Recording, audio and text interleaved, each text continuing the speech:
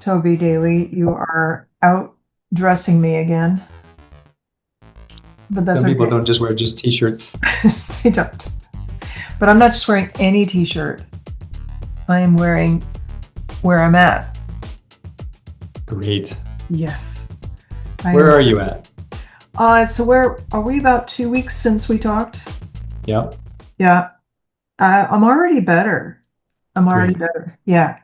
In the goals, I didn't have any set goals. I just knew what I wanted to work on, and my energy level is already better. Great. Been practicing Qigong every day. The KHT hand treatments, I've been doing that probably about 2, 3 times a week. And then I was able to sneak in moxa once in the Great. last 2 weeks. I don't know, it's harder than it seems just because you got to go out there, light up the moxa. This is a burning mugwort that you put on certain points. It's really lovely, but I'm working on getting that. What I did work in almost daily the last 5 days, I've been walking every evening after dinner. Great. And that I did not have the desire to do it or the energy to do it. And now I've got the motivation to do it. It's almost like after dinner, it's like up time for my walk. And so I've probably walked, I think it was 13 miles in the last week, you know, That's great. which is great. Which before it was maybe twice a week walking a mile, but just being too tired. So and the qigong has been about 5 days a week. That's really made the biggest difference that led to the walking that leads to the other things. You're on a virtuous cycle. Yes. Great. Yeah, qigong is my base. For me, that's been my kind of my go-to, and not always pleasant, but like this morning I practiced for an hour and a half, which I typically will practice 30 to 40 minutes a day. But this morning I was just feeling, which, it's so silly when you wake up. Sometimes, and this is normal for everyone. I mean, that you don't have to have a clinical diagnosis of depression or anxiety to feel anxious or depressed, right? But the idea that I just felt anxious this morning. I woke up with this sense of, I submitted an article yesterday and I was like, they're going to hate it. That was the thought I had when this morning. So they didn't. And, you know, That bad roommate was wrong again. bad roommate. Yes. But the Qigong took it down enough. And then the other thing I worked on, which is all part of self-care, is purging. So I went through, some, you know, is this normal? You tell me. I write on index cards. This is how I used to write my speeches or work on thinking about presentations. I don't like anything to be stuck in a notebook. So I like to have them on separate things. So I went through and I saw that I don't have just one size index card, I have four. So that does not need to continue anymore. And also, I'm not writing in that way as much because the world is just going at a very fast pace. So I thought, should I keep the 5x8 or the 3x5 or the 4x6? And what the hell are you doing with all of these index cards? So I took all the stuff, the binders with it, the cases for them, all of this stuff that will make some metal file just very, very happy. Great. Yeah, I took it over to Goodwill and poof. Nice. Yeah. So that Yeah, was it's nice to have that space. You're definitely not going to work in that medium anymore, not with AI. no, now with well, and I also have, I've got a typewriter, so I can still do some, you know, analog stuff. But I don't have, not everything has to be analog. So I do a lot of digital work, but it can be a nice balance, just like we balance, ancient and modern practices. Hey, nice. That's a nice Yeah. tie-in. Yeah, but I am a work in progress. But I am working, I think, even just the 2 weeks, I feel energy. I don't need to take a nap as much. In fact, I think I took a nap once in the last week, which is also tremendous. Your And complexion looks better. pardon? Your complexion looks better. Oh, oh, thank you. That's Yeah. working on the dampness. Yeah, Yeah. yeah, yeah. I think that clearing, also taking the I mean, I'm not taking herbs per se, but taking what we would call a single herb, which can be a food ingredient. And generally it's something that's in nature. That ingredient, the Job's tears, I think is what they call it, is something that I've been taking just in little amounts. And that was actually a suggestion you gave me. So I appreciate that. Mhm. Yeah. And what else? Yeah, and then I noticed just some ups and downs. I mentioned the migraine in a past episode, and that's better, but that's just all information. I don't expect this trajectory where it's just going to go continuously, upward and onward. We're going to have these ups and downs and learnings. Yeah. What do you think that migraine is about? The migraine is about just the triggers.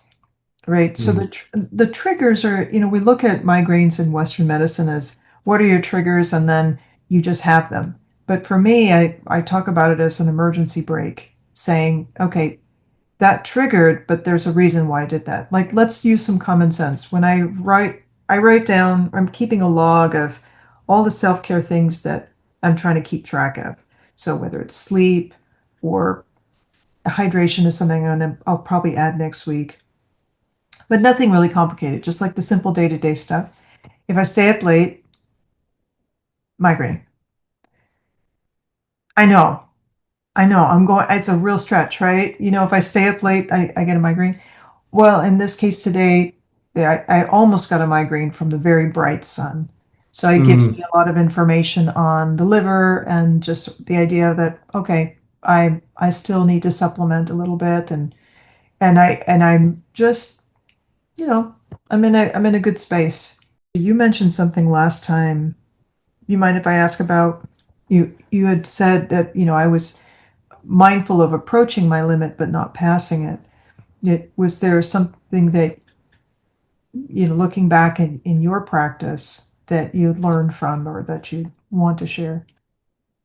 Yeah, I used to just blow past my limits and then just suffer through the consequences and keep pushing past those. So Mm. I'm really cognizant of other people do that now. I think it's a real skill. It's real wisdom to realize when you're getting close to your limits and then before exceeding them and beyond, right? Just to pull back and gather up. I feel like that's it's just such a good use of your life and body, right? To just work within your limits a little bit. And the nice thing is, I think we talked about this last time too. As you build up energy, your limits get further and further out. So that's a nice plus for not exceeding your limits all the time because you keep exceeding them, then they start coming in closer and closer. Yeah, and the other thing about energy is that don't just squander it right when you get it. That's the thing I'm also very aware of. That, I'm the kind of person that as soon as I have a little bit of battery, I'll use it up. So I have to be very mindful of that. And I've been paying more attention to that in the second week. And I think that's what the migraine was about. Mm. I think the migraine was, oh, you hit it, even though you thought you were feeling better. It's that I am getting better overall, but I just know that I have to do things, like you don't run a marathon you don't train for it one day. You've got Right. to, you'll know whether you've trained too hard or whether you need to scale back. And so I have a plan actually to run an 8K next year. Great. So I'm not going for the 15K that I was able to do 9 years ago when I was able to get myself out of pushing past my limit, where I was at the point of not having any energy to even get out of bed to running a 15K 6 months later. I don't have that expectation now. So I brought it down to 8. So I think 5 miles is decent. Not too much, not too little. Over 9 months, I'm going to give it a pregnancy, That's for super this smart. rebirth, right? And I'm not even going to run yet. And last night when I was walking, I wanted to run. That's beautiful for me. Before I started this self-care journey, I was reaching the point where I didn't even want to take a walk, and all I wanted to do was sit down. And I knew that's not a good sign. Now, I'm not forcing myself to do anything. By doing Qigong, I want to take that walk. I think this is my third or fourth consecutive night walking after dinner, not because I have to, but because I want to. And it feels great. I'm not running, but that's okay. I'm going to run when my body says to do that. But right now, I'm just listening. This is day number 5.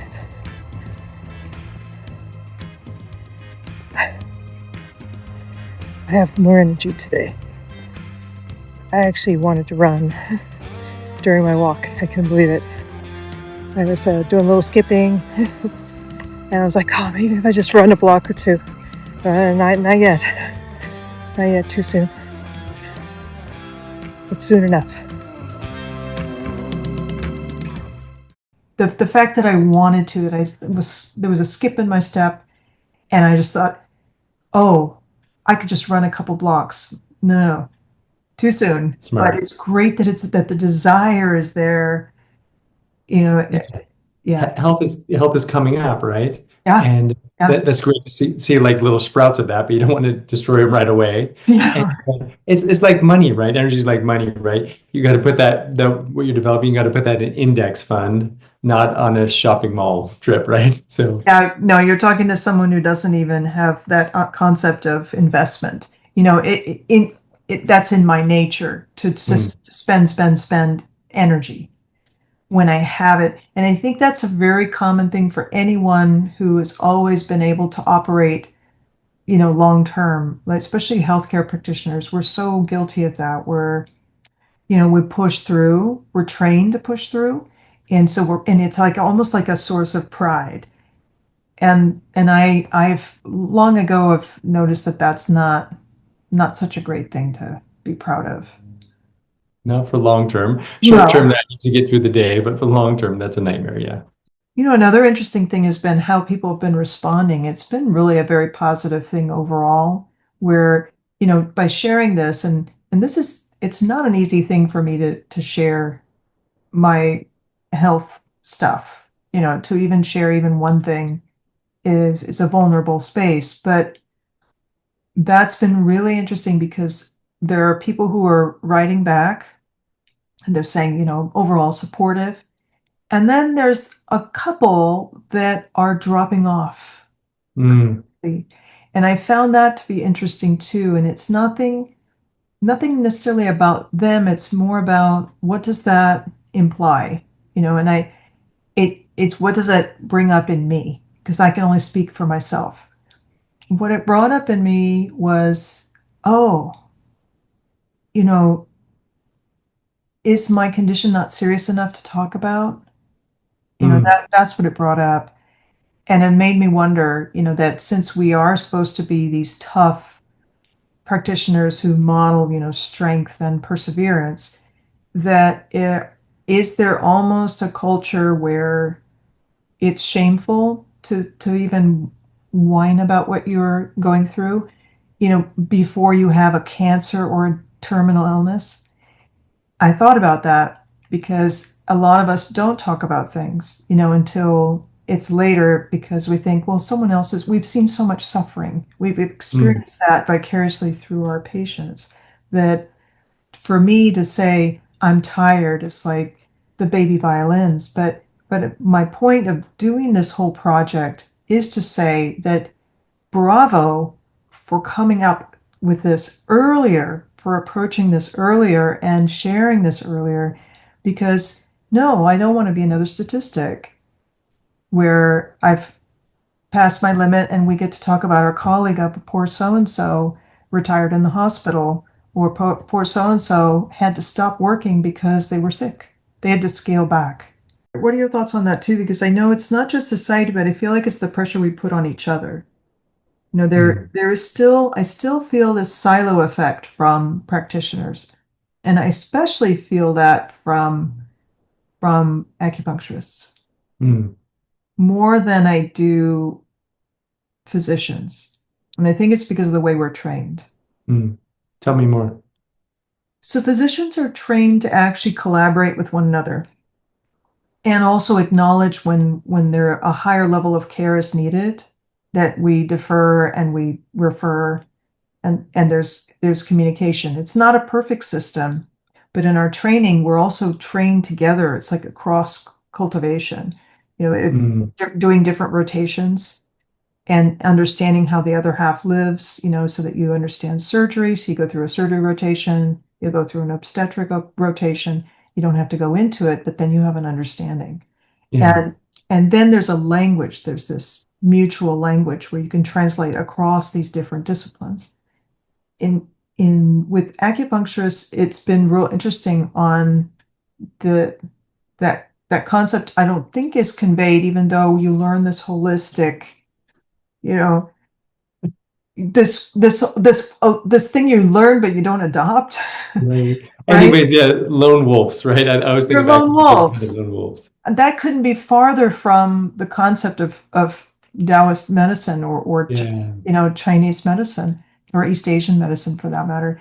It's all about the collective and Mm. the interdependence, with one another, and that's why the community is so important. But I found it more challenging to convey that to licensed acupuncturists than I do with medical acupuncturists, with physicians, because of their training before learning Chinese medicine. It was kind of it was one of those unexpected things. I'm inviting actually as many practitioners who want to speak with me as possible. I would love to hear from licensed acupuncturists, medical acupuncturists, Western physicians, massage therapists, physical therapists, anybody who's in healthcare, who's in service of someone else for their healing Mm. and health. And to have these conversations, because I'm not the sole authority. I'm learning from everyone as I learn about myself and how I can help bring people forward, to do this kind of work and to change the culture of what we're doing. It feels right. I think at the end of the day, I've been surprised at how starting the YouTube channel has actually helped me be accountable in really cool ways, where I know I'm putting a video out, and then when I watch it, I'm like, oh, hey, look at what I'm doing, or or that it's a mirror. And we do that in meditation too, where you have that sort of mirroring, where you have that time with yourself. And so in this way, it's the world getting to watch this mirroring that I'm getting to experience. So not in an egotistical way, because like I said, I would rather be a director than an actor. I like to be behind the camera rather than in front of it. Great.